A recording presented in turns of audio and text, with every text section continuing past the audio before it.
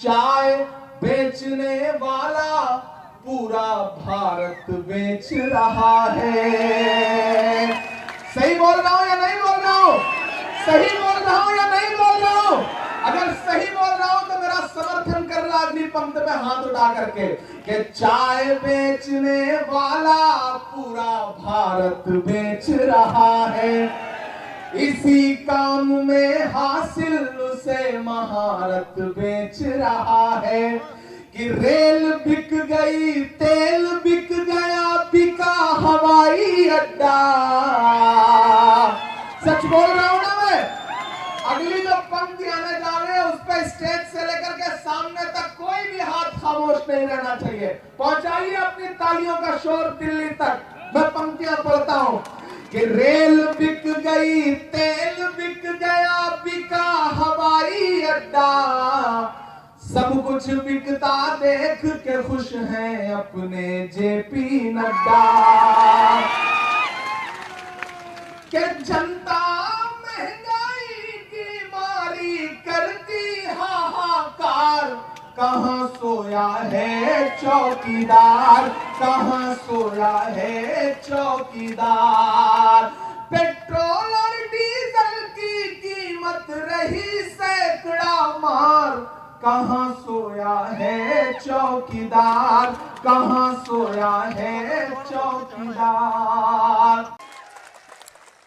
मेरा अनुरोध है आपसे, एक बहुत छोटा सा किस्सा आपको सुनाता हूं रामगढ़ वालों। महान बादशाह सिकंदर ने जब यूनान फतेह किया, यूनान को जीता, तो जीत का जश्न मनाने के लिए वो शहर की सड़कों पर निकला।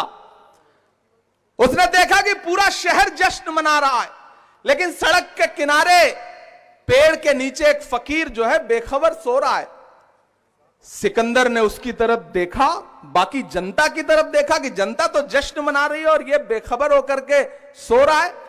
सिकंदर को गुस्सा आया। सिकंदर अपने घोड़े से उतर के उस सोते हुए फकीर के पास गया और उसे एक जोर की लात मारी और लात मार के कहा कि क्यों रे फकीर, मैंने शहर फतेह कर लिया, जीत लिया यूनान को, पूरा शहर जश्न मना रहा है और तू सो रहा है। उस फकीर ने उनींदी आंखों से सिकंदर की तरफ देखा और देख करके कहा कि शहर फतेह करना बादशाहों का काम है, लेकिन लात मारना गधे का काम है। क्या ईश्वर की दुनिया में इंसानों की इतनी कमी हो गई है जो उसने बादशाहत एक लात मारने वाले इंसान के हाथ में सौंप दी?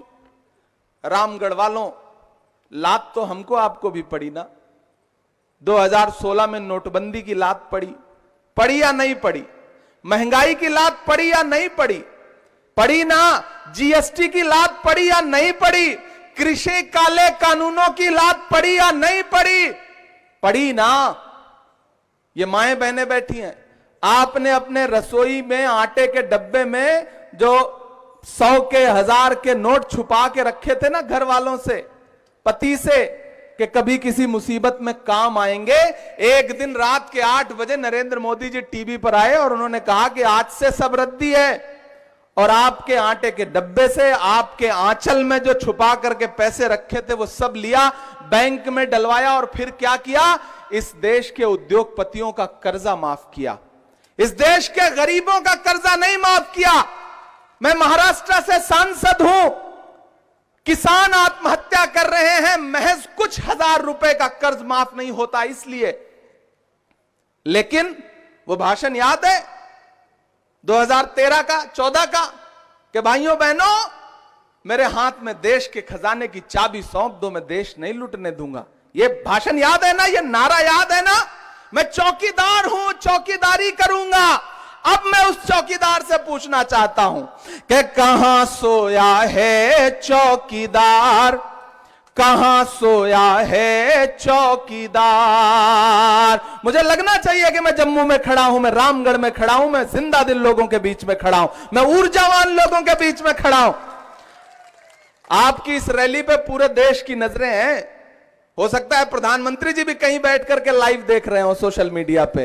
ये काम वो बहुत करते हैं, तो आपकी तालियों का शोर उन तक भी जाना चाहिए कि कहां सोया है चौकीदार, कहां सोया है चौकीदार। अगली लाइन पे तैयार रहना कहां सोया है चौकीदार, कहां सोया है चौकीदार। कि चाय